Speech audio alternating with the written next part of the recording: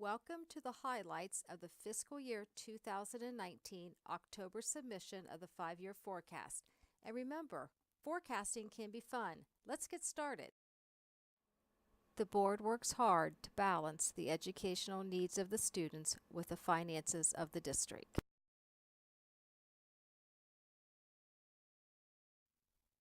Revenues are estimated to outpace expenditures through fiscal year 20.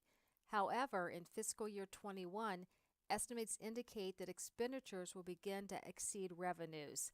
Fortunately, the district will still have a healthy cash balance at the end of 2023. The cash balance is forecasted to increase through fiscal year 2020 and be at $23 million in fiscal year 2023. This is the equivalent of 93 days of operating cash.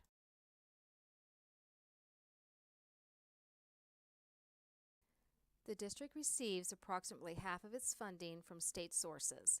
About 35% of its funding comes from property and income taxes, and another 12% from all other revenues, including open enrollment and revenues from TIF agreements. State funding is set every 2 years as part of the state biennial budget. For this budget cycle, funding increases were capped. Because of the cap, the district will not receive $3.7 million in state funding that we otherwise would have received if the cap was not in place. This forecast crosses 3 biennial budgets.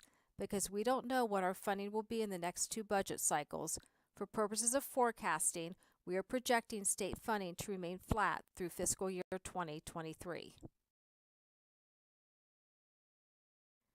Salaries and benefits account for 70% of the district's expenditures.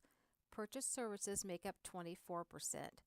Purchase services include things such as special education services and tuition, community school deductions, buildings and ground maintenance, utilities, and expenditures for College Credit Plus.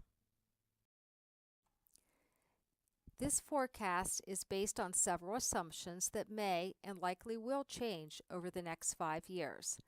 The forecast covers 3 state biennial budgets. State funding is forecasted to remain flat from fiscal year 19 through fiscal year 2023. However, these state biennial budgets will determine our state funding, and state funding is likely to be different. The district's state funding is capped this year. If it were not for the cap, the district would have received an additional $3.7 million in funding in fiscal year 2019.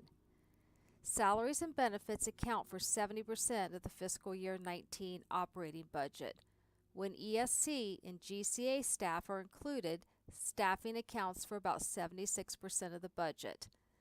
The board is on track and has exceeded the goal of having a positive cash balance at the end of fiscal year 2020.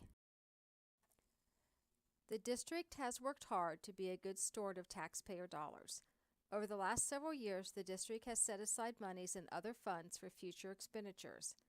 The Technology Capital Outlay Fund had a balance of $5.6 million at the beginning of the fiscal year. With the anticipated transfer of $500,000 per year, the monies in this fund is estimated to last through fiscal year 24. In addition, we have set aside monies in a bus purchase fund. The current balance is $2.4 million and should fund buses through 2025. And lastly, the Capital Project Fund has a balance of $3.3 million. These funds can be used for major building repairs and/or renovations. Thanks for reviewing our 5-year forecast. If you have any questions, give me a call at 614-501-1013 or shoot me an email at tmiller@reyn.org.